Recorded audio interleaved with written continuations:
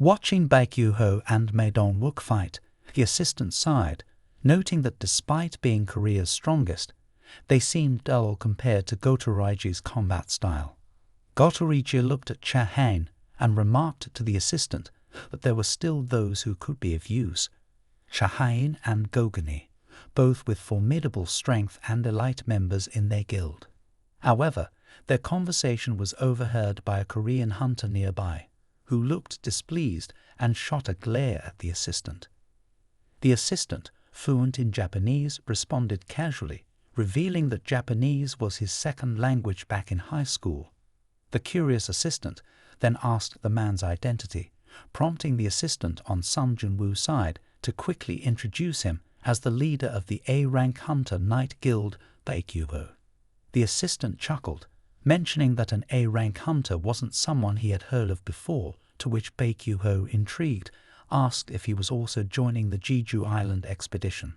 The assistant expressed surprise, as he had heard that only S-rank hunters were eligible. This angered the assistant on Sung Jin Woo's side, who retorted that Baekhyun played a crucial role in the defense team for the Jeju Island campaign. The assistant then remarked that he was no longer confident, fearing they couldn't entrust such an important task to a novice. As the argument intensified between the two sides, Gotoriji intervened, instructing the assistant to stop speaking further. Baekhyun sneered and said to Assistant Nam, "All right, what could a translator possibly know?" His words angered the girl, who defiantly removed her coat and challenged, "I am Hunter Class A, named Hanekawa from Japan. Please enlighten me." The Japanese translator showed her boldness, daring to belittle even a Korean Hunter Class S. Hearing this, Baekhyun felt discontent. The two argued and then engaged in a scuffle right then and there, drawing the attention of those above who watched the intriguing duel between two Hunter Class A from different countries. Before the fight began, Baekhyun proposed a rule: whoever grabs the opponent's wrist first wins. Hanekawa hesitated, feeling regret for not being able to give her all. But seeing Baekhyun's hand still in his pocket, she realized he had no intention of fighting at all. Baekhyun stated that outside of grabbing her wrist, he wouldn't leave his pocket. Hanekawa chuckled confidently, wondering if it was all just empty promises. Then she swiftly approached Baekhyun, her hand reaching to grab him. But he deftly avoided her gaze until the last moment, when he confidently pushed her hand away with force. Hanekawa, feeling assured, then pushed strongly, but Baekhyun lifted his leg to deliver a kick, tearing apart his expensive trousers. Seizing the moment of his distraction, Hanekawa quickly launched a barrage of strikes toward Baekhyun. Yet he calmly withdrew his hand from his pocket, grabbing her wrist. Hanekawa stood stunned, unable to comprehend what had just happened. How could it be so fast, she wondered. Baekhyun explained, "You're the type who hides behind others, aren't you? It's obvious. Inexperienced in real combat, there are many troublemakers in Korea, so I often have to fight, even kill humans or monsters. Every action has a purpose, requires calculated steps forward, or you'll be passive. Suppose I'm holding a knife. You'd be stabbed in the neck, not grabbed by the wrist." Hanekawa disdainfully pushed Baekhyun's hand away. Beside them, Gotoriji chuckled, complimenting it as an interesting match. He ordered Hanekawa to translate his words into Korean for the hunters to hear, aiming to enhance mutual trust between the two countries. He proposed that the S-rank hunters engage in a match according to the rules. Gogani understood Gotoriji's intention to test the strength of the Korean hunters, but there was an issue. Excluding spellcasters or non-combatant hunters would make it difficult to determine victory. Baekhyun suggested adding a rule beyond wrist grabbing. Touching the opponent's body or knocking them down would also count as a win. This wasn't a one-on-one fight, but a melee with no fixed opponents. Gotoriji thought that just wrist grabbing would favor assassins. If one could take down an opponent first, they could reverse the situation. It would be more interesting that way. So let the chaotic battle begin. Korea sent 4 hunters, Baekhyuho, ManhWa, Chahain, and Lim Tae-kyu. Japan's 4 hunters were Kanata Wata, Minoru Sino, Atsushi Kumamoto, and Kane Takawa. The 4 versus 4 battle was about to commence. Sung Jin Woo speculated that Goto Raiju's non-participation was to observe their strength. S-rank hunters rarely fought each other, making this an excellent opportunity. In the vast arena, the strongest were gathered. Each country sent 4 S-rank hunters to participate.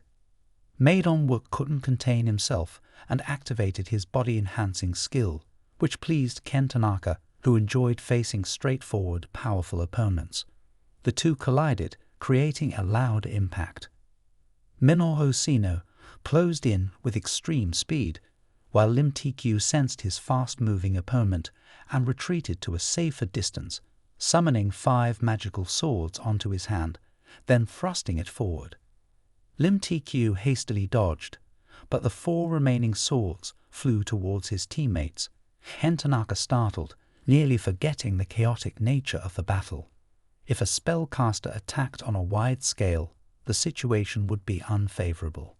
He only hoped that Minoru Sino would swiftly take down Lim Tae-kyu nearby. The chairman looked on with a heavily shocked expression. All the decorations in the arena were made of highly durable magic stone, making it difficult for normal hunters to leave a mark. Yet, within just a few seconds, everything was in ruins. S-rank combat was indeed catastrophic. Baekhyuho wore a serious expression. His chosen opponent was the top S-rank hunter, and to win, he needed to be determined to break his opponent's wrist. Although Atsushi Kumamoto was formidable, many personalities murmured to themselves, "Wrist and back. We don't care about those garbage rules. We follow the law of survival of the fittest." Baekhyuho didn't anticipate Atsushi Kumamoto's movement, who had already positioned himself behind him but hadn't made a move yet. Atsushi Kumamoto then jumped back a few meters. Baekhyuho was taken aback, sensing the intention to kill, yet puzzled by the hesitation or fear displayed by his opponent. Atsushi Kumamoto stood trembling, clutching his chest, cursing and hesitating. "Damn it, I'm really not cut out to be a hunter," he muttered. Baekhyuho looked on, his expression puzzled. This person's demeanor was inconsistent, sometimes overflowing with murderous intent, other times timid as a mouse. What did he ultimately want to do? But Baekhyuho quickly understood. It was this very unpredictable nature that Gotorigi wanted to assess through this match, to see if he was ready to confront danger or not. The more he thought about it, the more infuriated he became at being manipulated. "Fine, let's play along with his game," Baekhyuho thought grimly. His eyes flickered, and the palm of his hand slowly transformed into a white membrane. Atsushi Kumamoto, terrified, realized the dreadful change in his opponent's gaze. "This is too terrifying. I have to run," he thought. Baekhyuho transformed, leaping forward with a tiger's pounce aimed directly at Atsushi Kumamoto's heart. Atsushi Kumamoto hastily dodged and evaded. Baekhyuho sighed deeply, feeling disappointed in his opponent's cowardice. Despite their top-tier abilities in the S-rank, it was regrettable. One side of Baekhyuho sweated profusely, realizing the true nature of these monsters. Compared to them, his earlier fights seemed like child's play. Suddenly, a loud noise echoed as ManhWa lay motionless on the floor, defeated by Ken Tanaka from Japan. The strength didn't stop there. Lim Tae-kyu was pinned against the wall by Minoru Sino. Japan had taken down 2. Baekhyuho felt panicked, now facing 3 opponents alone. However, he was furious that they chose him instead of Chahain, considering him the weakest link. Meanwhile, Chahain had the upper hand against Kanata Wata, her opponent being forced into a defensive stance. They thought choosing a woman would be easier. Unaware, they picked the strongest member. Chahain's fighting speed was lightning fast and unpredictable. They didn't know Chahain's nickname as the Dancer because of her agility when battling monsters, though she was ashamed of it. Fortunately, Kanetawata's irritation led to a decisive punch, but Chahain dodged and swiftly subdued her. With the job done, Chahain immediately ran to assist Baekhyuho, who was fighting alone. At this moment, Asushi Kumamoto appeared behind him, intending to seize him, but Chahain remained calm. She turned back, delivering a rapid flurry of punches like a machine gun, startling Asushi Kumamoto. She realized he was not okay and unintentionally provoked him, causing his teammate to sigh heavily. He's done for.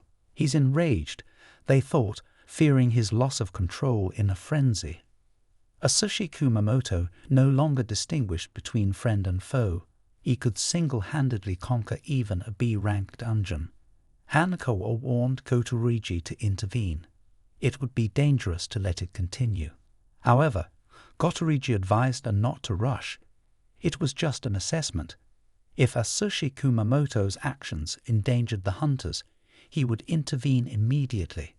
Asushi Kumamoto roared like a wild beast, releasing a terrifying aura. With a thunderous roar, he appeared in front of Chahain, leaving her stunned and unable to react in time. A powerful surge of energy halted Asushi Kumamoto's advance, courtesy of Sung Jin Woo, who suddenly appeared between them, one hand supporting Chahain and the other restraining Asushi Kumamoto's leg. Asushi Kumamoto questioned Sung Jin Woo, wondering why he exuded such a menacing aura during a mere training match. Frustrated, Asushi Kumamoto attempted to attack again, but Sung Jin Woo swiftly subdued him, pinning him to the ground and twisting his arm. Gotorigi was astonished at Sung Jin Woo's incredible speed, realizing he was truly a formidable mage. Hanako, sweating nervously, informed Gotorigi that official records confirmed Sung Jin Woo's prowess. Dong Jin Woo declared Hankwok's defeat, even Baekhyuho, who transformed, and Pekuji was subdued. Pekuji approached Sung Jin Woo, inviting him to a match. Though Sung Jin Woo didn't understand Gotorigi's intentions, he sensed the challenge from the powerful aura and accepted, seeing it as an opportunity to test his strength. After exiting the illusionary realm, Gotorigi was the only worthy opponent in his eyes. Sung Jin Woo accepted the challenge, with the condition that Tsurugi must exert his full strength.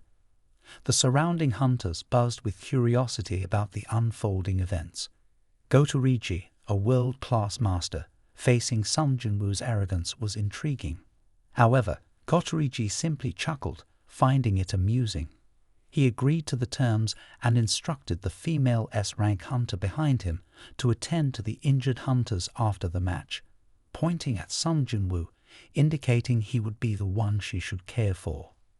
Chahain also felt concerned about Gotorigi's strength, which was globally recognized. However, Baekhyuho remarked that they couldn't predict who would get injured, emphasizing Sung Jin Woo's formidable power.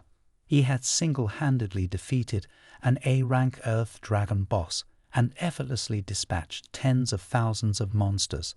Today's situation with numerous hunters was different. Chahain couldn't help but retort, teasingly telling Baekhyuho that even on Jeju Island, she couldn't mask the scent.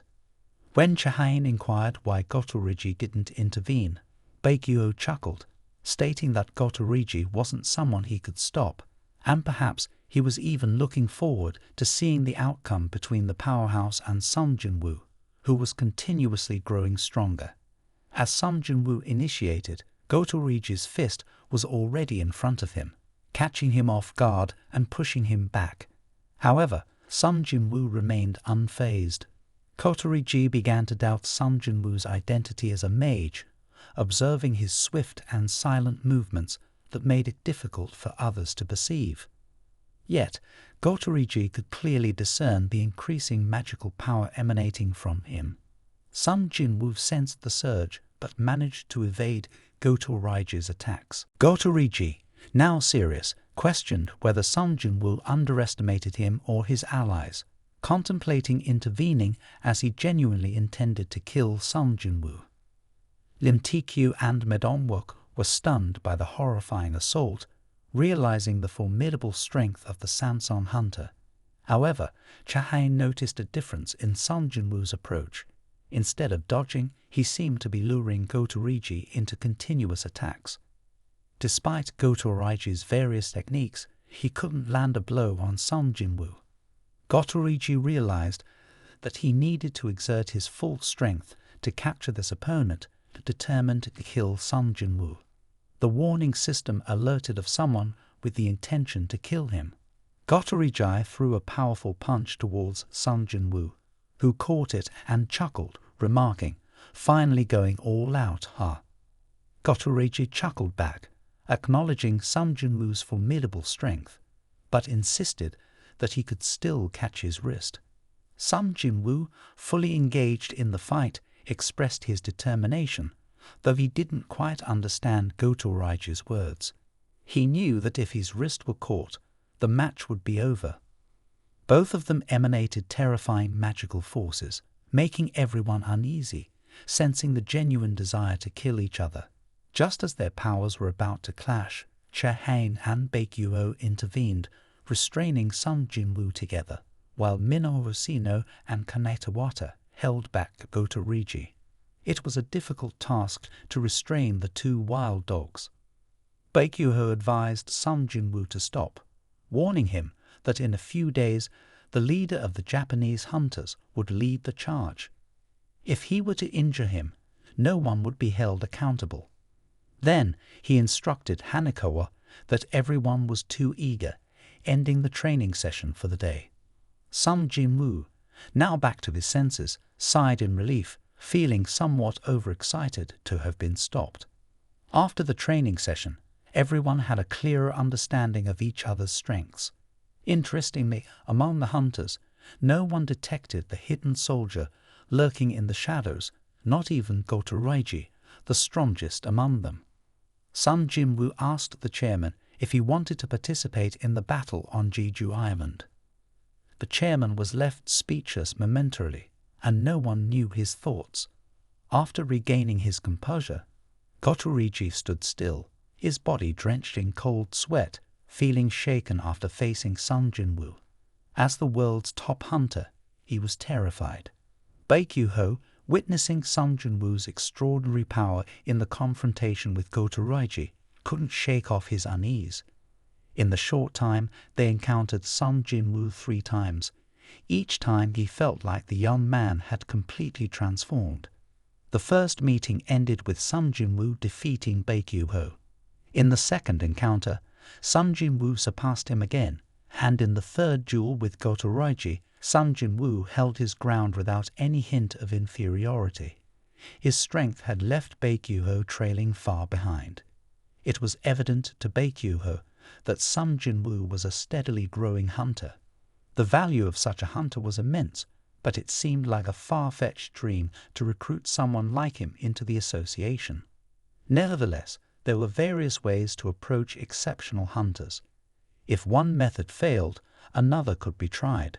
Baekhyun opened his phone to check the list of hunters participating in the battle in 4 days, only to find that Sung Jin Woo's name was missing.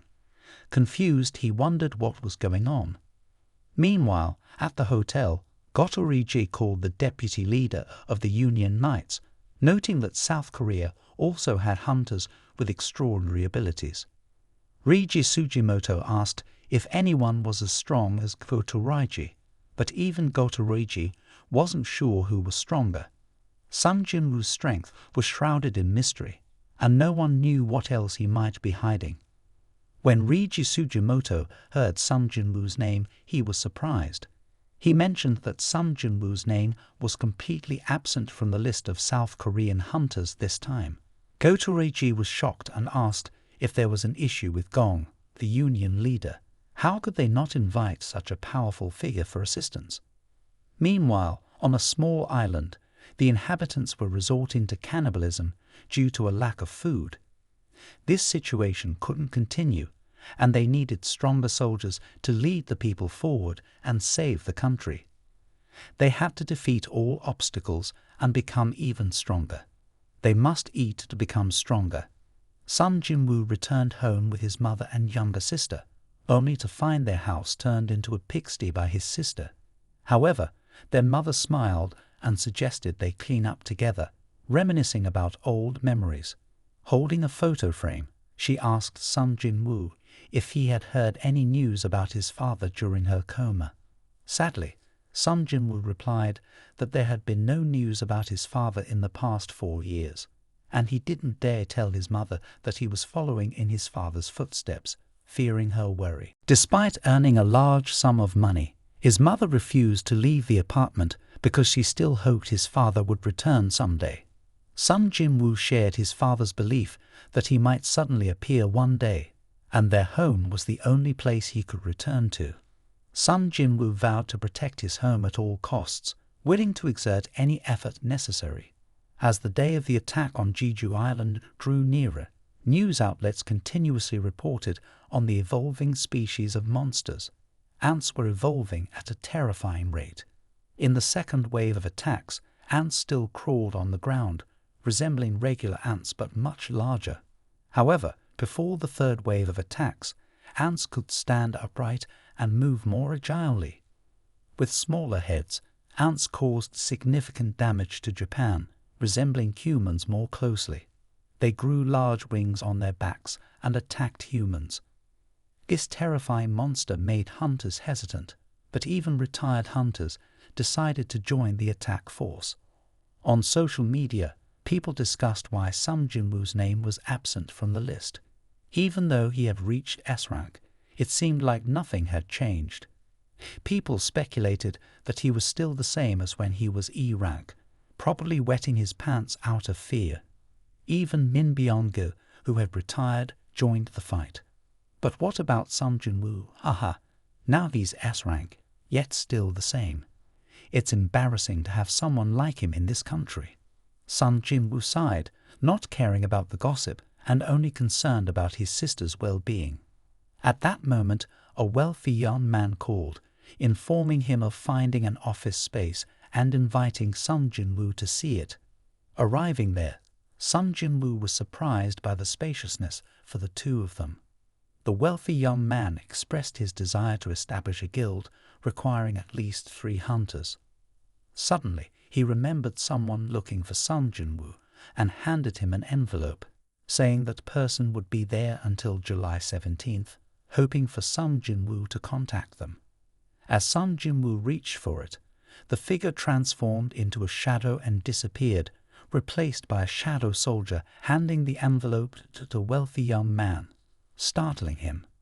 The shadow soldier was very useful, capable of summoning in combat, swapping positions with Sung Jin Woo over infinite distances, and even patrolling in the darkness.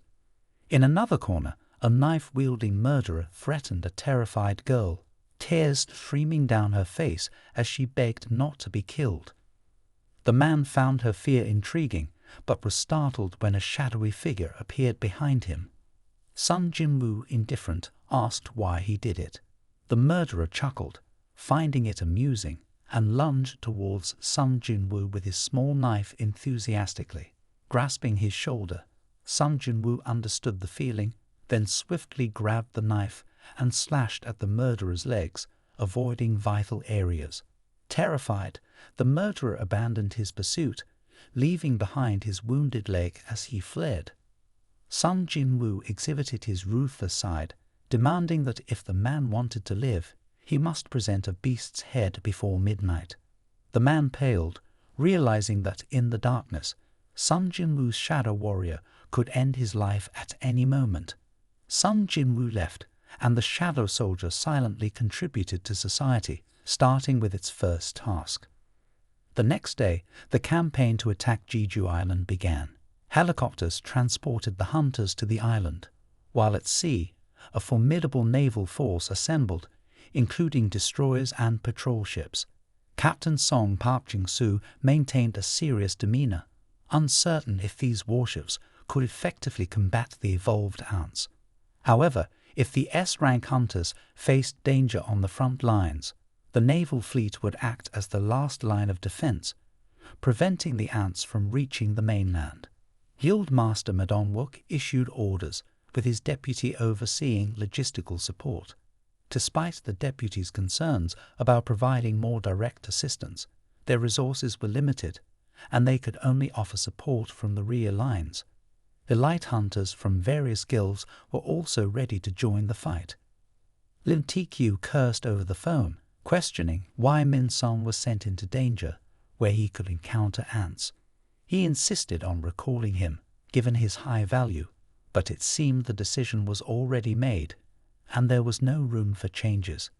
Min Sung was excitedly filming the scene, confident it would earn him many points. He urged his companions to take more shots to enhance the aesthetics. The hunters from various guilds received invitations from the association and were stationed in the southern part of Jeju Island to prevent any remnants of the ants from infiltrating.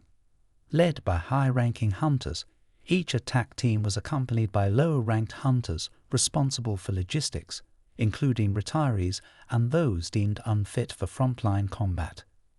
It was the largest mobilization of hunters in Korean history to eradicate the ants on Jeju Island. S-rank hunters led the charge, followed by A-rank hunters and the naval fleet for backup. The operation also involved B-rank and lower-ranked hunters to prevent any escapees. Baekhyun was puzzled as to why the guild leader allowed journalists to accompany them into such dangerous territory. A journalist explained that he was also an A-rank hunter and had experience filming in hazardous environments, including earthquakes. Guildmaster ManhWa reassured everyone, expressing confidence in the campaign and emphasizing the opportunity to showcase the S-rank hunters to the public. Furthermore, after 3 previous failed attempts, victory was assured this time, or Korea might vanish from the face of the earth. Baekhyun was surprised to see Min Byung-gu not only returning, but also joining him on the front lines. Min Byung-gu joked that without him, Baekhyun might have been the first to die, given his impulsive nature. Despite Baekhyun's initial anger, Min Byung-gu quickly lightened the mood. As the aircraft swiftly arrived at their destination, Min Byung-gu expressed hope that they wouldn't witness the horrors they had previously encountered. Gotoriji and the S-rank hunters arrived earlier, surveying the devastated city of Jeju with a sense of regret. What was once a bustling city now lay in ruins, inhabited by freshly killed ant corpses, indicating that predators still roamed the area. Gotoriji used Bluetooth to notify everyone that Alpha Team was ready, and other teams reported in order. Bravo, Charlie, and Delta teams were all okay. Gotoriji became serious, and all members began to act, emitting a powerful magical aura. The previously silent islands suddenly lit up with blinding lights. Even Baekhyun's team on the aircraft could feel the strong magical waves, indicating that the Japanese faction had begun their move. Sensing the intrusion, a massive swarm of ants emerged from the mountain peaks, some flying towards the aircraft. Choi Jong-in, already standing at the cabin door of the helicopter, began to gather his strength. 3 rockets were launched, carrying magical energy, swiftly hitting the ants. The tremendous power impressed Min Byung-gu, but Choi Jong-in knew it wasn't enough to kill them all. He raised his hand, summoning a giant fireball that shot towards the ants. Then he jumped out of the aircraft, landing amidst the flames and diving down. ManhWa was stunned by Choi Jong-in's swift action, but Chahain assured him not to worry. Choi's fire magic was powerful, especially effective against large numbers of enemies. As Choi Jong-in landed amidst the virtual fire ants, his eyes gleamed. Flames erupted from his body, incinerating the swarm of ants. Continuous explosions resounded, filling the air with the smell of burning. In moments, the surroundings turned into a sea of flames, with charred ant corpses scattered around. Choi Jong-in looked up and informed everyone that they could land safely now. ManhWa was amazed, realizing that even in combat, they still needed mages. The Japanese hunters could buy them more time. During that time, they had to destroy the ant nest. If successful, it would be an unprecedented campaign. The list of S-rank hunters participating had reached 16 people. Not only that, but retired hunters and those newly discovered throughout Korea also joined on ship too. The deputy head of the Sword Association commanded the observation fleet. The ants had left their nest, and the hunters began to act, initiating interference waves in the sky over Jeju Island. Artificial satellites buzzed, disrupting the ants' antenna signals, preventing them from hearing distress signals. Sushi Kumamoto's Bravo team had yet to enter a combat-ready state. They were very afraid of the ants. Kanata Wata had to eliminate the ants in front of them and reminded them to quickly get into position. Otherwise, they would only be waiting for death. Meanwhile, the Charlie team fought easily. Fujihime, Chinisida, and Kanata Wata easily dispatched the ants. Kanata Wata, in particular, was the most enthusiastic and excited. In the Delta team, teammates and Kanata Wata observed the flames shooting from the ant nest on the mountain peak. It seemed that the Korean hunters were also taking action, but they didn't know who was using the fire. Kanata Wata wondered if Choi Jong-in's fire was stronger than his ice. On the mountaintop, Choi Jong-in's flames formed a grid in the sky, illuminating the cave walls riddled with ant holes. The once famous tourist attraction had now become this. Initially, Choi Jong-in had intended to use this technique to trap strong enemies, but he found a better use for it. He knelt down, the network of flames converging into large fireballs. Choi Jong-in controlled the fireballs, directing them into each ant nest. Continuous explosions resounded, but one nest seemed less affected than the others. Despite being blasted, it was likely the main entrance for later. Bakyo couldn't help but admire Choi Jong-in's exceptional power and intelligence. Meanwhile, Sung Jin Woo was carrying out his daily task at the park. Although usually deserted, today it was completely empty, probably due to the ants escaping. Sung Jin Woo chose not to assist because he had witnessed the power of the S-rank hunters. With that strength, they could likely conquer Jeju Island successfully as long as there were no unexpected incidents. If everything went according to plan, the large number of ants would leave their nest to hunt, leaving few inside as the backbone for the later guard team. At this level, Choi Jong-in's fire could easily wipe them out, as long as the ants' future strength wasn't too terrifying. They could end this nightmare in this fourth attack wave. After the fire net disappeared, the surroundings became dark. Reporters worried they couldn't capture it clearly, but they could enhance it later with filters. Everyone entered the cave under Choi Jong-in's firelight and saw countless ants ahead.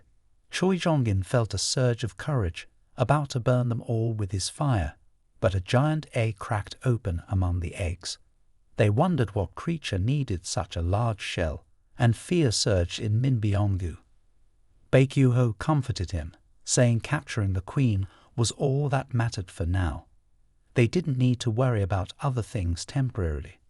Understanding Min Byung-gu's feelings, as he had experienced horror once in the third attack wave, Baekyu-ho tried to reassure him. Concerning the Japanese hunters, Ken Tanaka had killed over 30 ants, his body covered in their purple blood. Despite a large wound on his shoulder, bleeding profusely, he wasn't afraid, only urging Shimizu to treat him quickly. Seeing this, Shimizu chuckled, saying there were conditions for treating his injury. Ken Tanaka, enraged, asked what conditions, suggesting money. Shimizu replied that this time it wasn't about money, but Ken Tanaka interrupted, urging him to stop talking and treat him quickly, warning that the ants would come.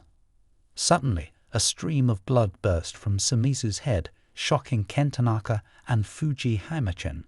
They didn't understand what had happened, but Ken Tanaka quickly realized there was an enemy nearby.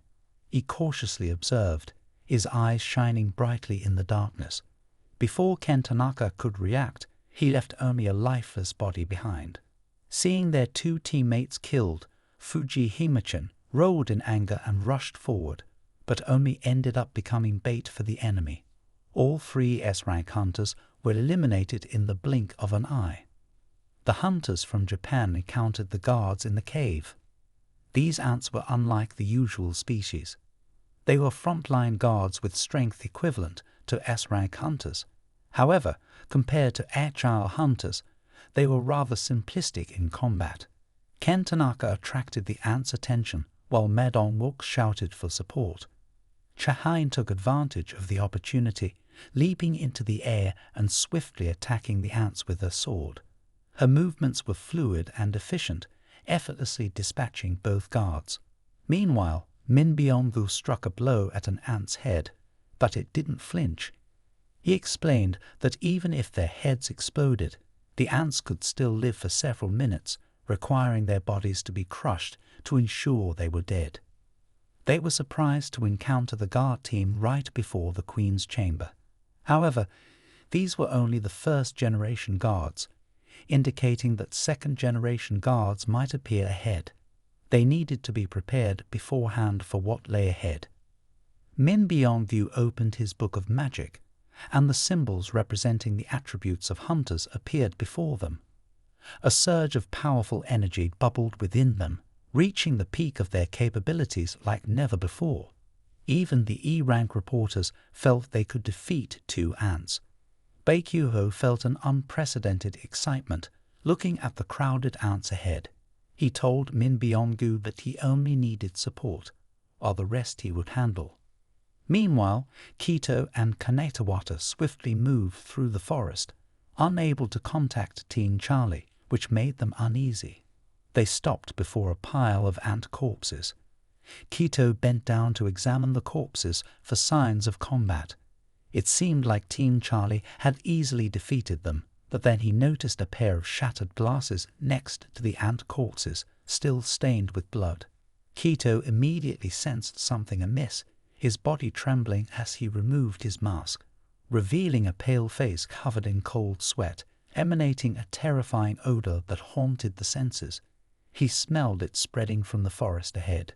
Kito screamed in madness as an extremely cold energy emanated from him, countless sharp icicles emerging from the ground enveloping him, mixing with the sound of breaking ice and blood. The Korean hunter team's strength was enhanced, advancing smoothly, with Min Byung-gu feeling as if he had an extra right arm. In a short time, they doubled the number of ants they usually defeated. After 30 minutes, they arrived at the queen ant's nest. There were 8 guards ahead, each as strong as an S-rank hunter. But with the enhanced power effect, they were not afraid. Ma Dong-wook instructed Cha-hain behind him to go and eliminate the guard team as ordered by the queen. Choi Jong-in spared no effort, releasing all of his flames and summoning his most powerful technique, a fire dragon engulfing him, opening its mouth as if to devour everything. An ant attacked him from behind, aiming to disrupt his attack, but was hit by several magic arrows from Lim Tae-kyu supporting fire from behind. Baekhyun rose up, his sharp teeth showing as his armor shattered with a loud crack, his muscles bulging, his white hair flowing, and his 10 fingers turning into claws. Baekhyun had transformed into a fierce white tiger, truly ferocious. He punched down an ant guard fiercely. Cha-hain was astonished. It was the first time she had seen Baekhyun like this. His transformation, the legendary ability to turn into a beast, was indeed real. Ma Dong-wook turned back and shouted loudly to Cha-hain to deal with her. Cha-hain rolled, gripping her sword tightly and stabbing it into the ground with all her strength, causing the cave to tremble. The ants, provoked, turned to look at her, as if the guard team had caught their attention. Ma Dong-wook ran quickly. Before his teammates finished off all the guard ants, he had to detain the queen. At the association headquarters, he shouted to the reporters, noting that the viewership had reached 80%, urging them to quickly capture clearer footage. However, the reporters were pulled back abruptly as Min Byung-woo warned that there was an S-rank Earth boss ahead, and nobody was responsible for their safety. If they understood, they should stand behind him. The reporters were startled, realizing the terrifying threat ahead, but also understanding that Min Byung-woo seemed stronger than them, despite their weak fighting ability. Over the radio waves, news of the campaign reached every household. An elderly woman called her husband, "Darling, come quickly and see. They say on TV that this time it's sure to succeed." But the old man, indifferent, continued reading his newspaper as usual. Each time they said the same thing. There was nothing interesting to watch. Seeing the old man's stubborn disinterest, the elderly lady went back to the living room by herself. There she saw ManhWa facing the queen on the screen, roaring with excitement. "The giant ant, never seen before in front of us. This is the ant nest, the skilled hunters about to step in and destroy them." Not just her, but all the neighbors were engrossed, directly following the attack. They cheered as Baek-yoo-ho, in hunter form, killed one of the ant guards. Even the young workers stopped to watch the battle.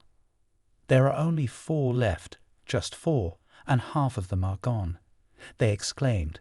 Even the couples pulled out their phones to follow. "Now there are just 3 left, only 2 ant guards," they said. "Once they're gone, we can successfully defeat the queen." Suddenly, the door to the room opened. The old man appeared, his face filled with hope. "This time, it must succeed. Only the queen remains to be killed," he declared, seeking revenge for our descendants. The host, excitedly removing his headphones, addressed the director. "Sir, the viewership rate has reached 85%, breaking all-time records. Our country has conquered the gate. The S-rank hunters will bear the name of South Korea." After the payment was completed, the virtual hunter guards came to support ManhWa. Lim Tae-kyu unleashed a barrage of magical arrows at the queen's head. Baek-yoo-ho, in his humanoid beast form, lunged to attack the queen. Enraged, the queen's eyes gleamed as she sprayed purple poison at the hunters ahead, causing them to cry out in pain. Min Byung-woo quickly flipped open his spell book, his hands glowing as he swiftly dispelled the abnormal condition affecting the hunters. He recognized the healer as the troublesome queen approaching him, but ManhWa intercepted, saying, "I won't let you easily approach the healer." Choi Jong-in raised both hands, unleashing ruthless dragon fire upon the queen. With years of experience, Baek-yoo-ho noticed the queen was in her death throes, victory within reach. But as the queen gasped her last breath, a surge of powerful energy emanated from her body. People panicked and fled towards ManhWa. Baek-yoo-ho felt unsettled, hearing the queen's agonizing death cry, as if summoning something. Reiji Sugimoto's expression changed, reporting to Goto Raiji that all the ants were moving towards the nest, the jamming waves no longer effective. Goto Raiji looked towards the cave entrance, where countless ants flew back like butterflies to the nest, rushing into the fire within the chamber. Chehain charged forward to strike the queen's head, asking if they had finished, but Baek-yoo-ho still felt uneasy. The queen's cries of pain were certainly not in vain. ManhWa received a message. A large number of ants were converging towards them. He ordered everyone to leave immediately, leaving them confused about what was happening. Against the hunters from Japan, they couldn't hold out for long. It was only a matter of time. Choi Jong-in sensed the fiery net at the cave entrance being torn apart by the swarm of ants. Suddenly, a suffocating breath swept through, causing everyone to hold their breath in an instant. From the darkness, a pair of slender legs stepped out. Baek-yoo-ho's face went pale. This couldn't be happening. It was a form they had never seen before, resembling a heavily armored warrior. The ant roared, and a horrifying wave of pressure surged, piercing through the mountain peaks straight into the clouds.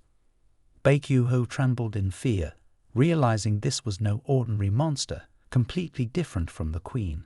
Even the sound of its footsteps instilled terror, and the imagined aura it emitted froze ManhWa in place. However, the ant seemed to ignore him as it passed by. ManhWa was soaked in cold sweat, too terrified to move. The ant approached the queen's body, which remained silent as it glared angrily at her head before roaring furiously. The terrified reporters cowered on the ground, and even Choi Jong-in knelt before this overwhelming power. Cha-hain managed to rise, but trembled violently. The ant's eyes glowed red, and in a flash it appeared behind Cha-hain. Before she could react, a giant fist struck her waist, blood spraying from her mouth as she was sent flying, crashing into the wall before collapsing to the ground.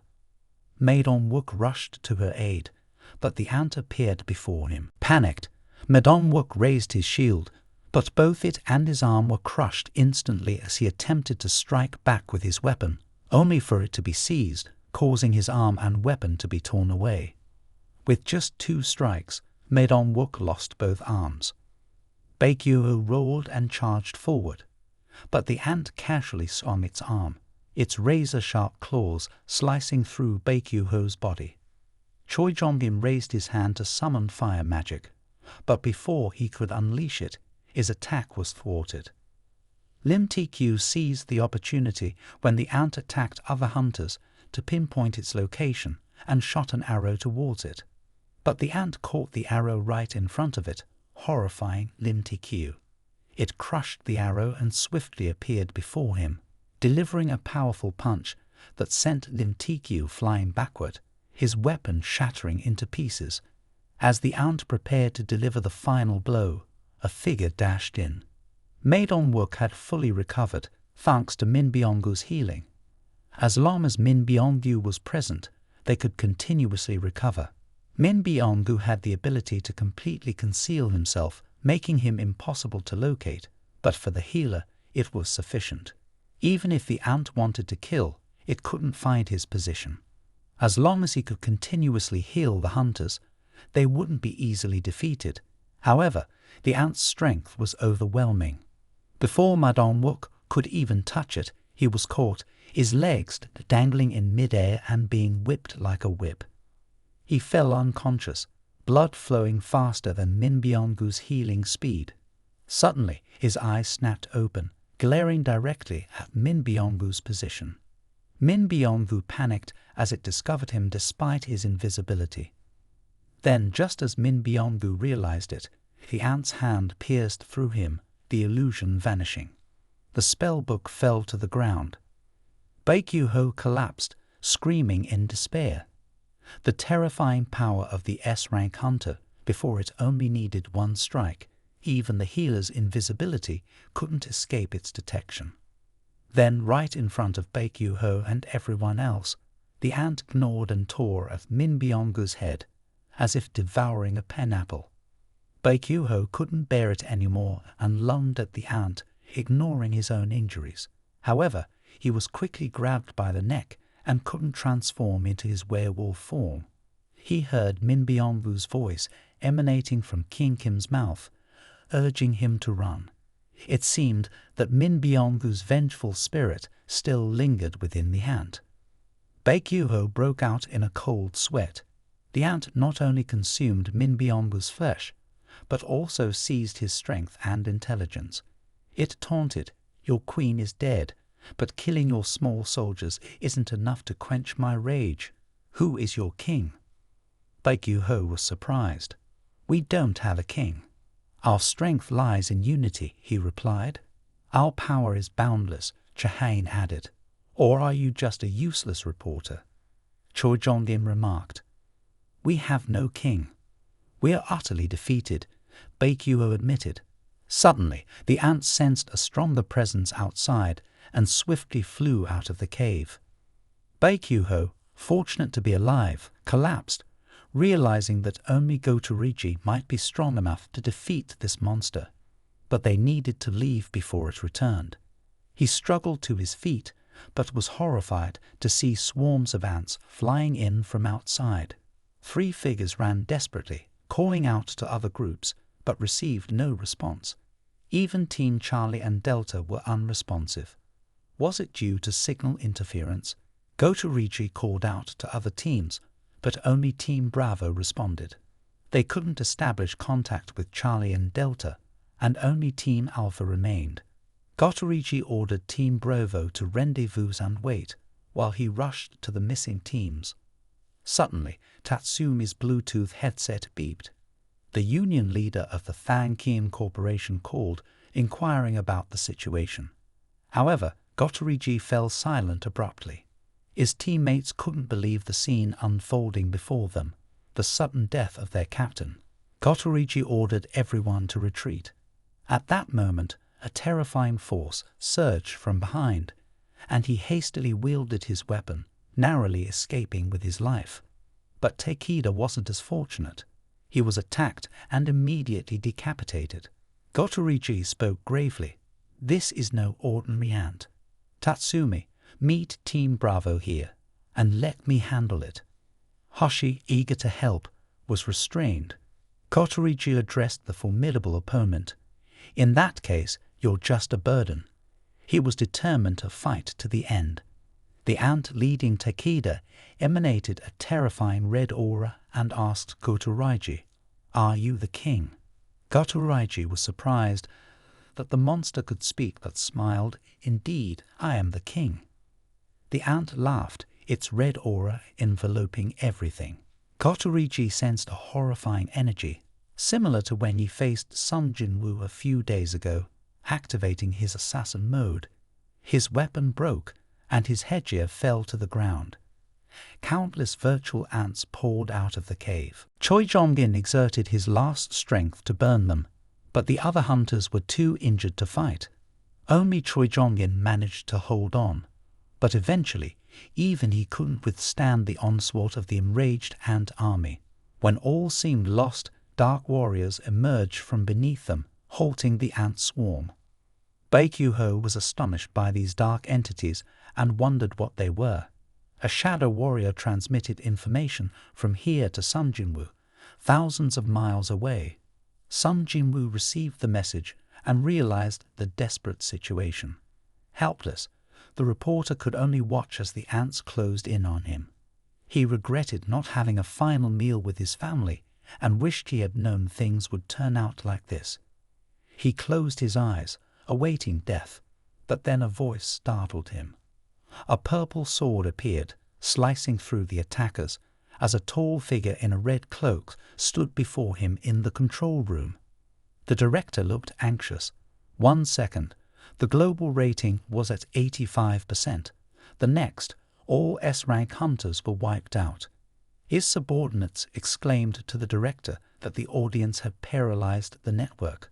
The director angrily retorted over the phone, "So you want me to tell the public that we've completely failed to broadcast scenes of hunters being killed? It's all over, completely over."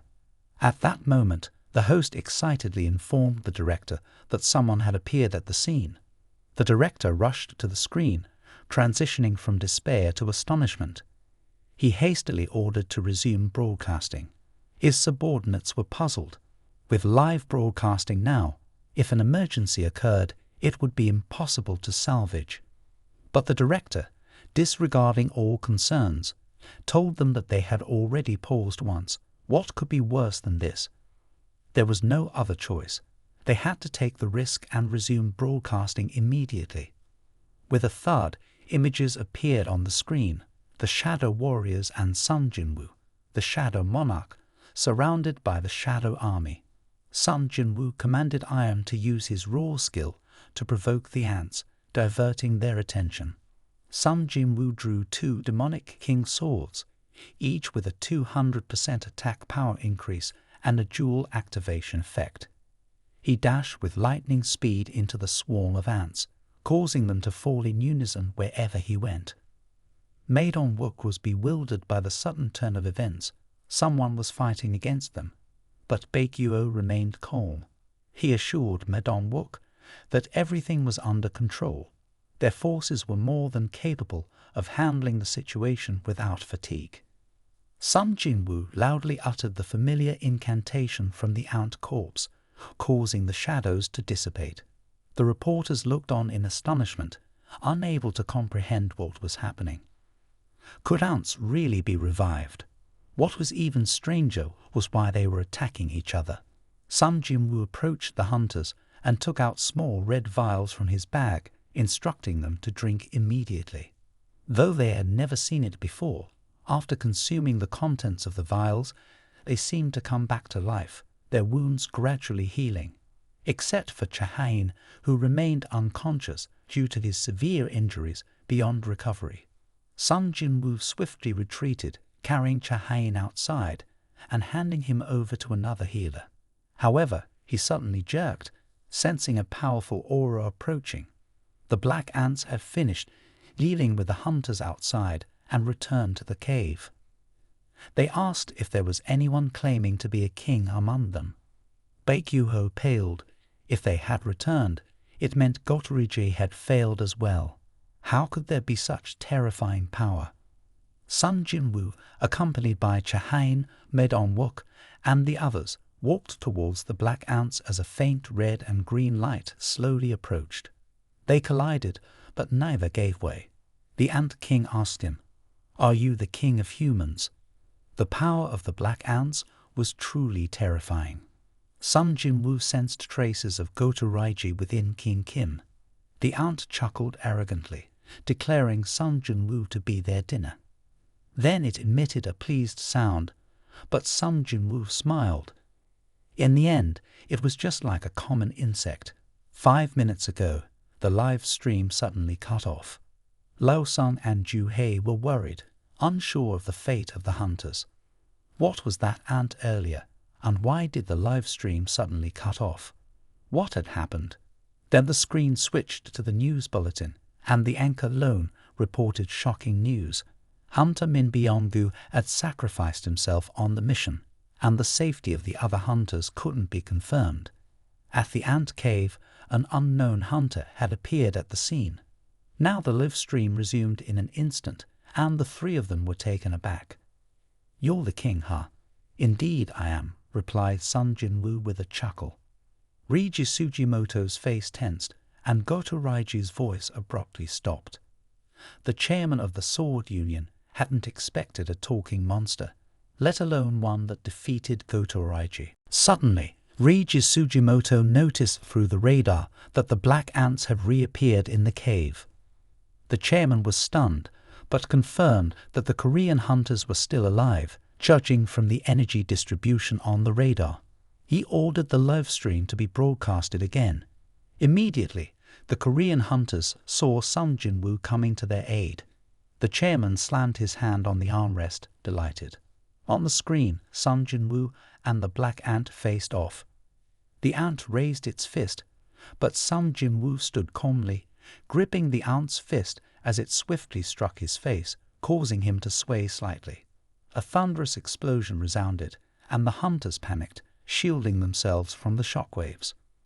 They finally understood the true power of the black ant, which hadn't even unleashed its full strength yet. The ant stood still, laughing arrogantly, claiming Sung Jin Woo was weak and not a king. But it quickly had to eat its words as Baek-yu-ho and Choi Jong-in stared in astonishment. Such a powerful blow from the ant only made Sung Jin Woo look down on it with disdain. He activated his skill, Dominion Authority, exerting an invisible force that began to squeeze the black ant tightly. Sung Jin Woo raised his hand, and the black ant was knocked down before it could react. With a swift punch to its head, the ant flew like a bullet, crashing into the rock wall, causing an avalanche that nearly exposed the MTQ and the reporter. ManhWa, startled, asked Choi Jong-in if this was a magician. Baek-yu-ho and Choi Jong-in knew Sung Jin Woo was strong, but they didn't expect him to be so powerful that one punch wasn't enough to kill the black ant and only made it angrier. It growled furiously and charged at Sung Jin Woo. Sung Jin Woo pondered for a moment. The exoskeleton was helping it withstand the blows well. He had to be serious.